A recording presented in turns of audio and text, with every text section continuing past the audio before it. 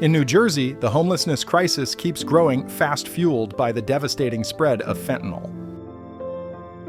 Cities like Newark and Jersey City are seeing a sharp rise in homelessness and addiction, leaving many people stuck in a desperate cycle. I was in foster care. I ran away multiple times. At the age of 17, I started smoking crack cocaine just to stay up in the streets, because I really didn't have a place to sleep. So I started doing that. In order to maintain my habit, I started prostituting. Once filled with hope, the streets now mirror the struggles of people facing not just a lack of shelter, but also the tightening grip of addiction daily. This documentary looks closely at the link between fentanyl addiction and homelessness, exposing the harsh realities vulnerable individuals live with. Join us as we uncover the truth in today's episode, where shocking truths behind the scenes may surprise you deeply, unexpectedly. I have really bad PTSD because my whole life I've been raped and abused and used. And I feel like that's a lot of our stories, but I have really bad flashbacks and nightmares. So when I get high, it kind of just stops everything.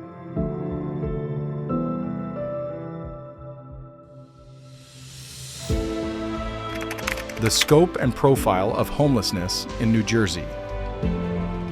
New Jersey's homelessness crisis has become a serious and far-reaching challenge, affecting both major cities and small, quiet counties alike. According to the 2025 NJ Counts report from Monarch Housing Associates, 513,748 people were experiencing homelessness on a single night in January 2025, the highest number seen in more than 10 years. A major concern is the surge in unsheltered homelessness. People sleeping on streets or in places not meant for living have doubled since 2022. At the same time, about 85% of those without housing, roughly 11,753 people, are staying in shelters or transitional housing, showing how strained the system has become. Families are being hit especially hard. They now make up 36% of homeless households, a clear increase since 2023.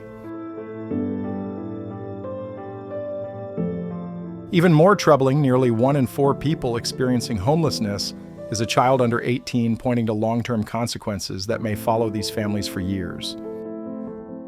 Chronic homelessness continues to persist, trapping many in long-term housing instability. Racial gaps remain impossible to ignore. Black residents, who make up just 12% of New Jersey's population, are heavily overrepresented among the homeless, along with Hispanic and Latino individuals. Many also live with disabilities, mental health conditions, or substance use disorders, reinforcing the close link between health struggles and housing loss.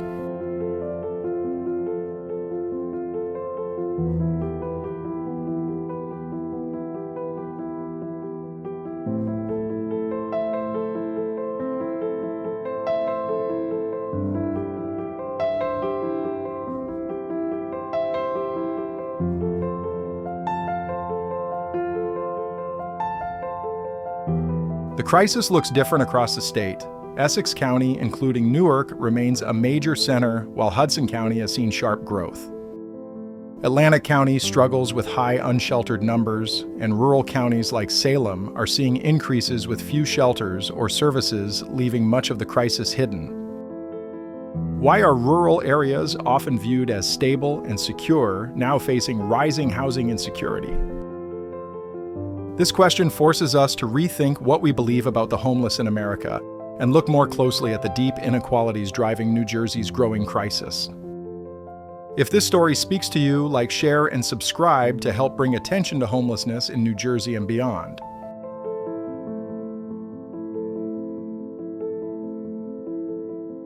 How fentanyl has intensified homelessness in New Jersey. Fentanyl, a synthetic opioid up to 100 times stronger than morphine, has made New Jersey's homelessness crisis far worse. CDC data shows that in 2024, fentanyl was involved in about 70% of overdose deaths statewide, affecting roughly 200 people. The impact on the homeless population is severe. The 2025 NJ Counts report finds that 30% of homeless individuals face substance use disorders, with fentanyl dominating in cities like Newark and Atlantic City. Emergency rooms reported a 25% rise in fentanyl-related visits among homeless patients from 2023 to 2024, and the numbers keep climbing. Fentanyl first reached New Jersey in the early 2010s through illegal drug networks, often mixed with heroin to boost profits. Because it is cheap and powerful, fentanyl spread quickly across both urban neighborhoods and rural communities. For many people without housing, fentanyl use starts or worsens after they lose shelter, as street life brings intense stress, isolation, and trauma. At the same time, fentanyl addiction can cause job loss and broken family ties, pushing people into homelessness. In Newark, outreach workers describe people surviving multiple overdoses, sometimes more than 10, yet still fighting to stay alive. Watching this crisis unfold is heartbreaking. Fentanyl feels like it preys on the most vulnerable, turning suffering into profit. It is painful to see lives destroyed while support systems fail to keep up. Access to treatment remains a huge barrier. Many programs have wait lists of 3 to 6 months, and some require stable housing, which shuts out the homeless. Shelters often turn away people using fentanyl due to safety concerns, forcing them to remain in dangerous encampments. So the question remains, how do we build a system that truly supports recovery for those who need it most? Some efforts are underway, but they are not enough. In 2024, the New Jersey Harm Reduction Coalition distributed Narcan and reversed more than 500 overdoses. Mobile outreach teams in Newark and Camden offer fentanyl test strips and clean supplies, yet limited funding keeps these programs small. Overdose response training increased by 15% since 2023, but the crisis continues to grow faster than the help available. Fentanyl is driving the rise of homeless in America, and only urgent, compassionate action can break this devastating cycle.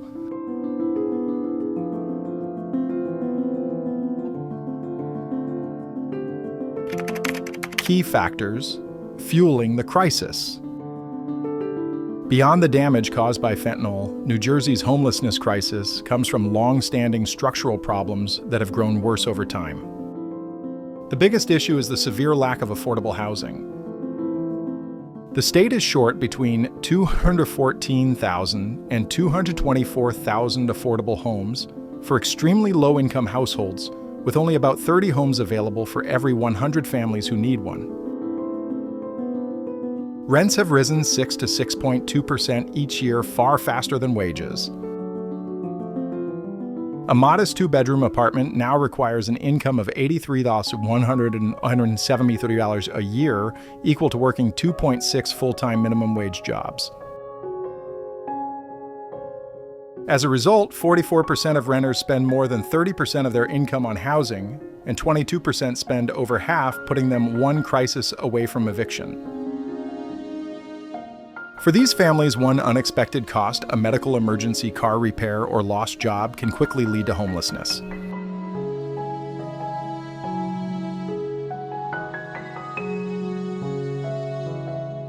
Evictions increased sharply after COVID-19 protections ended in January 2022.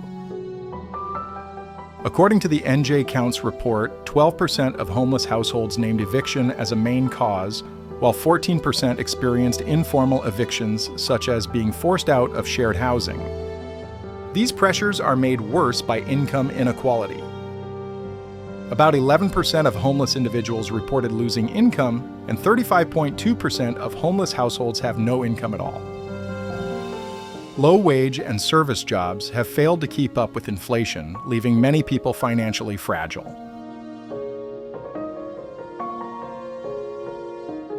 Mental health and substance use issues are serious but often misunderstood. While 46% of homeless individuals report disabilities, including mental illness or addiction, these conditions often begin or worsen because of homelessness, not before it. Limited access to care, long wait lists, underfunded clinics, and fragmented services leave many without help. The arrival of migrants and asylum seekers has added strain, though detailed data for 2025 remains limited. Cities like Newark feel this pressure most especially with weak federal coordination.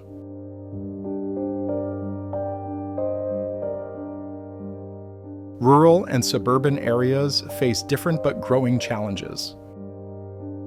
Homelessness has increased by 45% over 3 years in counties like Salem, where shelters and services are scarce. Many people remain hidden families, doubling up, sleeping in cars, or staying in unsafe housing, and are often ignored by policymakers. What does it say when even quiet communities cannot provide safety? This reality shows how deeply rooted the crisis is and reflects a broader failure to protect the homeless in America.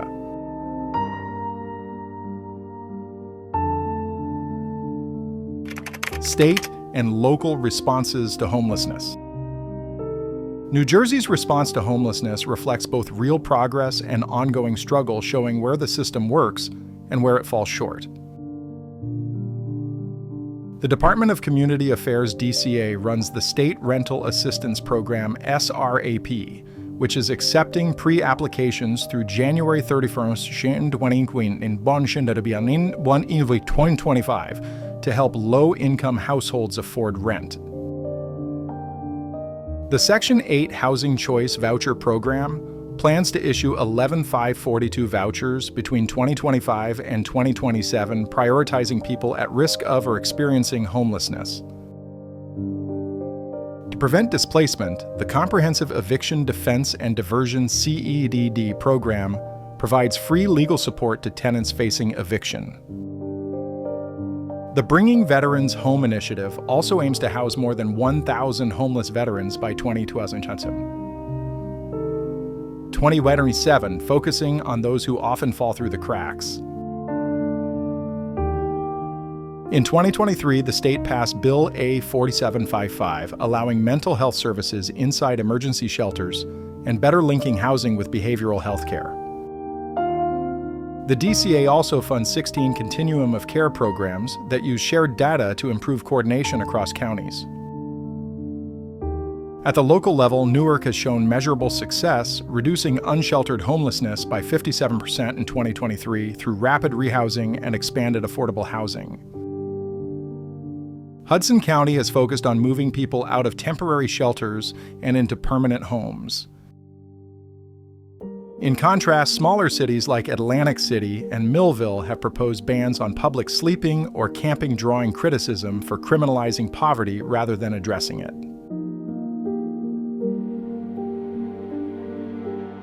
Nonprofits continue to play a vital role in filling the gaps. Monarch Housing Associates leads the NJ Counts effort collecting data and advocating for policy reform.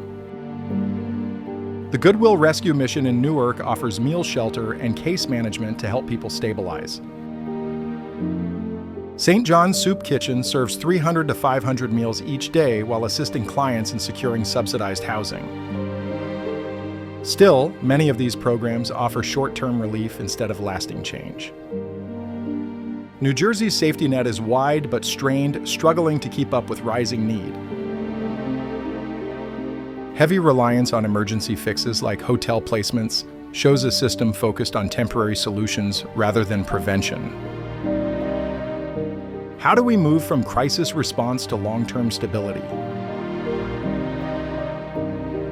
The reality of homeless in America, reflected in New Jersey, calls for policies that build lasting security, not just emergency care.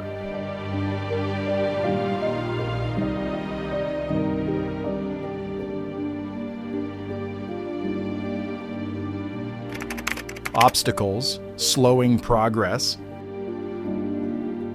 Even with continued efforts, major obstacles still block real progress on homelessness in New Jersey. Proposed federal budget cuts to programs like Medicaid and SNAP could strip healthcare from 350,000 residents and food aid from 424,000 households. These cuts would deepen financial stress for struggling families, pushing more people toward instability and homelessness. In cities such as Atlantic City and Millville, proposed bans on public sleeping or camping have raised serious concerns. These policies risk fining or criminalizing homeless individuals, making it even harder for them to regain stability. Instead of solving the problem, such measures simply move it and worsen daily life for those already suffering. Lack of coordination between federal, state, and local governments remains a major challenge.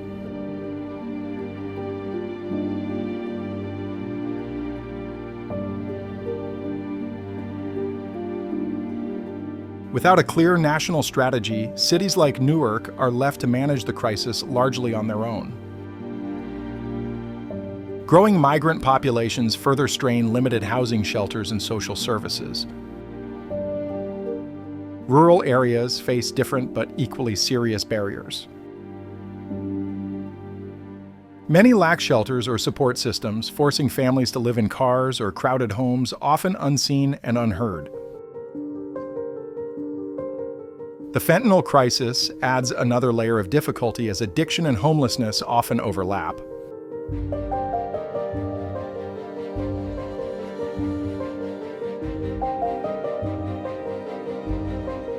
Addressing both requires coordinated multi-level solutions. Yet treatment centers and shelters are overwhelmed with long wait lists and too few resources to meet rising demand. Public perception also slows progress. In suburban and rural communities, homelessness often remains invisible, reducing urgency among local leaders.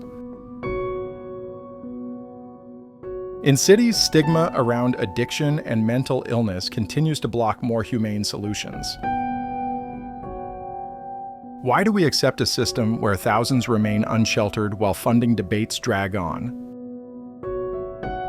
This question forces communities and policymakers to confront their role in sustaining the crisis.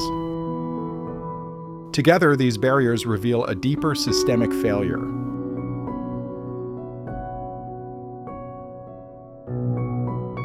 Budget cuts, criminalization, and fragmented policies leave vulnerable people without support. Real progress will require not just more funding, but a shift in thinking that treats homelessness as a shared responsibility. New Jersey's experience highlights the urgent need for unified action to ensure stability for all and to address the broader crisis of homeless in America.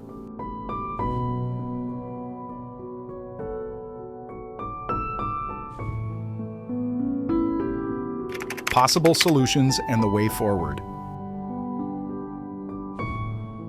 Solving New Jersey's homelessness crisis will require bold and coordinated action on multiple fronts.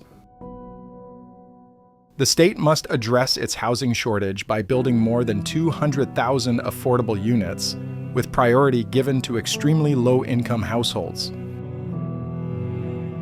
Zoning reform is essential to reduce local opposition and speed up construction.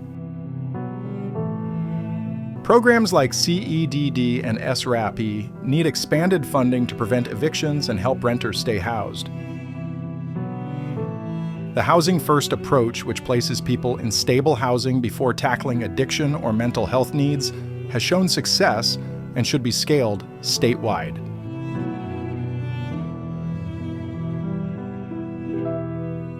Addressing fentanyl also demands a unified response.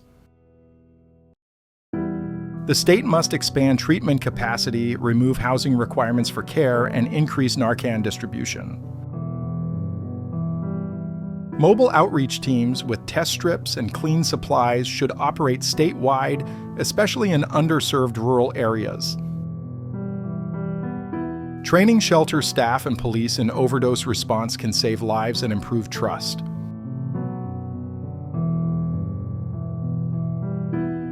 Moving away from punishment and treating addiction as a public health issue is critical to breaking the homelessness cycle.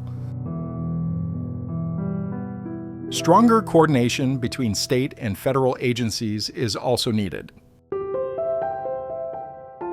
A national plan to support migrants and asylum seekers would reduce pressure on city shelters, while reliable funding for Medicaid and SNAP would strengthen household stability.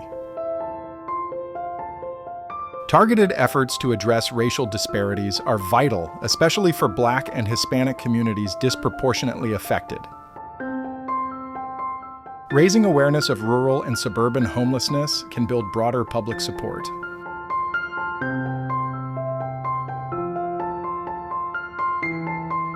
Community engagement, including programs like NJ Counts, can improve data and service delivery. This story shows New Jersey as a reflection of the homeless in America and a reminder that housing should be a right, not a privilege. Real solutions require sustained investment, compassion, and political commitment. Without action, homelessness will continue to rise and safe housing will remain out of reach for far too many.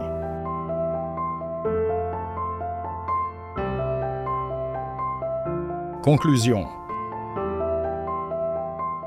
New Jersey's homelessness crisis, affecting 13,748 people in 2025, reflects a larger failure across the nation. Fentanyl, rising rents, evictions, and weak support systems have pushed the state to a critical point. Still, this moment offers a chance for real change. By expanding affordable housing, strengthening addiction treatment, and improving policy coordination, New Jersey can move toward a future where homelessness is rare and short-term. This documentary perspective urges us to face hard truths. The homeless in America are not something to hide, but people who deserve respect and care. The real question is not whether solutions exist, but whether we are willing to act. Choosing action over indifference can ensure every resident has a safe place to call home.